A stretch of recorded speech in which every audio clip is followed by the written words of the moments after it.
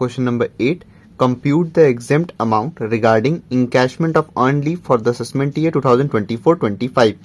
तो इस क्वेश्चन में केवल अर्न लीव का अमाउंट कैलकुलेट करना है, वो भी टैक्सेबल नहीं, केवल एग्जेम्प्टेड अमाउंट हमको कैलकुलेट करना है, तो ध्यान रखना है इस चीज को। Manjunath was a manager in a company, ये एक प्राइवेट एम्प्लॉय हैं। ही टुक premature retirement from services on 1st October 2023 after completing 26 year of service। तो इन्होंने premature retirement ले लिया है, यानी कि voluntary retirement इन्होंने ले लिया है 1 अक्टूबर 2023 को 26 साल की कंप्लीट सर्विस करने के बाद। कैसे भी रिटायर हुई हैं वो रिटायर ही कंसिडर की जाएगी, और 26 साल की सर्विस है, ये ध्यान रखना। His average salary for last 10 months was ₹19,200। अब जिसने भी फर्स्ट वीडियो देखी होगी जिसमें मैंने अर्न लीव समझाया है, मैंने बताया यहाँ, उसको समझ में आ गया होगा कि यहाँ पे एवरेज सैलरी लास्ट 10 महीने की क्यों दे रखी है, क्योंकि इसका हमको काम आता है वहाँ के जो भी फॉर्मूले हैं उसमें, ठीक है। Average salary for last 10 month, ठीक। तो यहाँ पे जो हर क्वेश्चन में हम कैलकुलेट करते थे, यहाँ हमको ऑलरेडी कैलकुलेट करके दिया है, ठीक, ध्यान रखना। और ये जो average salary for last 10 month है, ये last 10 month preceding just before the date of retirement है। आगे बोला है he was getting DA of ₹800 per month which was treated as salary for the purpose of retirement benefit। DA इनको मिल रहा था 800 रुपए पर मंथ, और बोला गया है कि ये DA रिटायरमेंट पे है, ठीक है।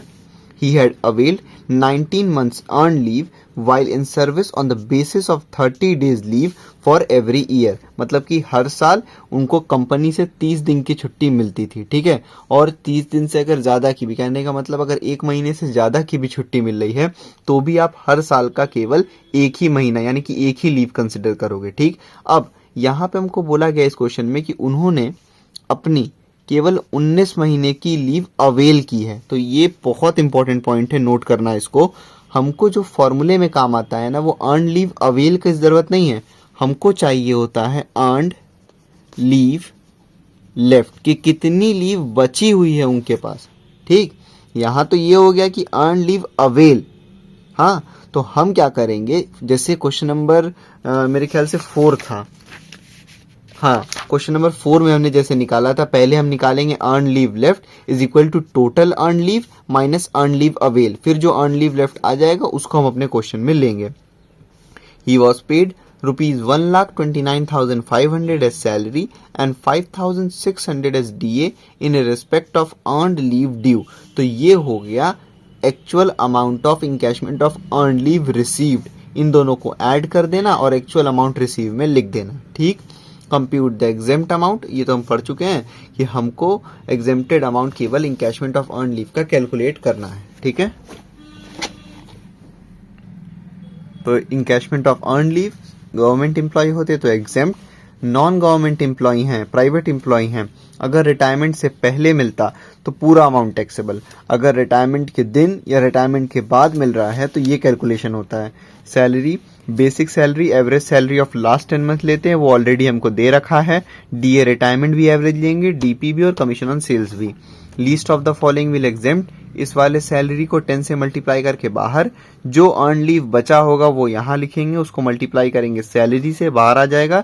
फिर एक्चुअल अमाउंट जो रिसीव हुआ है वो यहाँ पे, और मैक्सिमम लिमिट 25 लाख रुपए वो बाहर। इन चारों में से जो भी लीस्ट वही एग्जेम्प्ट हो जाएगा, और हमको टैक्सेबल नहीं निकालना है, तो वही आंसर हो जाएगा जो इन चारों में से लीस्ट होगा, यानी कि कम होगा।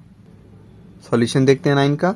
लिखना आप computation of exempted amount of earn leave, और जो भी असेसमेंट ईयर होगा वो यहाँ लिख देना, ठीक। फिर देखो इस क्वेश्चन में हम तो सीधे सैलरी निकालते हैं, लेकिन यहाँ पे अर्न लीव लेफ्ट नहीं दे रखा है, तो हमने लिखा earn leave left on the basis of 30 days leave for every year. तो इसका फॉर्मूला क्या होता है, जितनी भी भाई लीव अर्न लीव है टोटल, उसमें से अर्न लीव जितनी इन्होंने ले ली है उसको माइनस कर दो, तो अर्न लीव लेफ्ट आपका आ जाएगा, ठीक। इतना बात आप समझ गए। अब देखो हर साल एक, ये हम टोटल लीव कैसे निकालते हैं, तो हर साल चाहे इनको जितने महीने की छुट्टी कंपनी दे रही हो, हमको केवल 1 महीना कंसिडर करना है रूल के हिसाब से।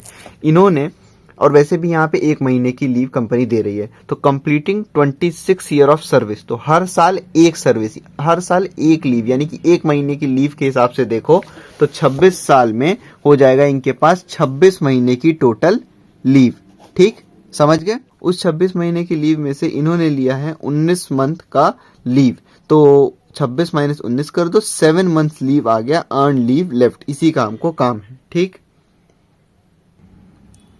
सबसे पहले अब हम सैलरी निकालेंगे, जो हम निकालते आए हैं, इसका फॉर्मूला बेसिक सैलरी लेते हैं average of last 10 month preceding just before the date of retirement, फिर जो डीए अगर रिटायरमेंट पे है तो ही लेंगे, और डीपी लेते हैं, और कमीशन ऑन सेल्स ले लेते हैं। ठीक है, तो बेसिक सैलरी यहाँ पे एवरेज लास्ट 10 महीने की हमको कैलकुलेट करने की जरूरत नहीं है, ऑलरेडी दे रखा है। कितना दिया है? 19,200। ठीक है, अब डीए जो क्वेश्चन में बोला गया वो बोला है DA is on the purpose of retirement benefit, यानी कि डीए रिटायरमेंट पे है, तो हर महीने कितना मिल रहा था?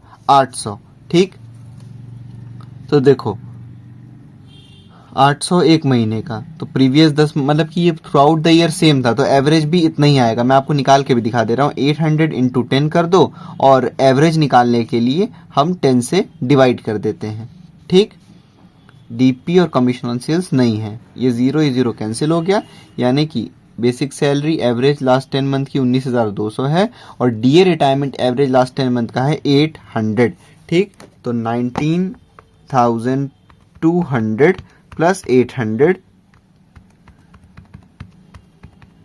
ये हो गया 20,000 रुपीज, ये हो गया सैलरी। ठीक,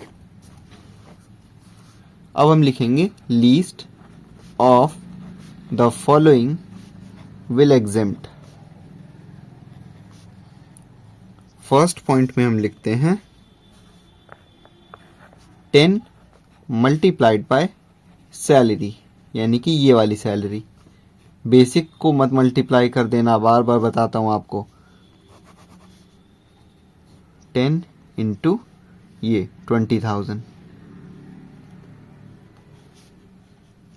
ये हो जाएगा आपका 2 लाख रुपीज। ठीक, सेकेंड में हम लेते हैं earned leave left multiplied by salary. तो ध्यान रखना, क्वेश्चन में भले ही अर्न लीव अवेल दिया हो, आप सबसे पहले क्या करना, अर्न लीव लेफ्ट निकालना। जैसे देखो यहाँ पे हमने निकाला ये कि 26 टोटल लीव थी, और उसमें से 19 मंथ्स अर्न लीव अवेल वाला माइनस किया, तो 7 महीने की अर्न लीव बची हुई थी इनके पास। ठीक, और टोटल अर्न लीव हमने ऐसे निकाला था, तो अर्न लीविंग के बाद बची हुई है 7, और सैलरी है 20,000, 2 7 से होता है 14, यानी कि 1,40,000 रुपए। ठीक है, थर्ड पॉइंट में हम लिखेंगे actual amount of leave encashment received. कितना मिला है बताओ? बोला गया है कि इनको 1,29,500 एज सैलरी मिला है, और 5,600 एज डीए मिला है, यानी कि ये टोटल अमाउंट ऑफ रिसीव्ड है as actual amount of encashment leave. तो 129,500 प्लस 5,600, ये हो गया 135,100। फिर उसके बाद फोर्थ पॉइंट में आ गया मैक्सिमम लिमिट, तो इस साल यही चेंज हो गई है, अब से हो गई है 25 लाख रुपए। ठीक है, अब इस क्वेश्चन में हमको टैक्सेबल अमाउंट नहीं निकालना है, टैक्सेबल निकालना होता तो एक्चुअल में से लीस्ट माइनस करते, लेकिन हमको सिर्फ एग्जेम्प्टेड अमाउंट पूछा है, तो इन चारों में से देख लो लीस्ट कौन सा है, ये वाला लीस्ट है 1,35,100, यानी कि जितना अमाउंट इनको मिला था वो पूरा अमाउंट एग्जेम्प्ट हो जाएगा। तो exempted amount of earned leave वो हो गया 1,35,100 रुपए।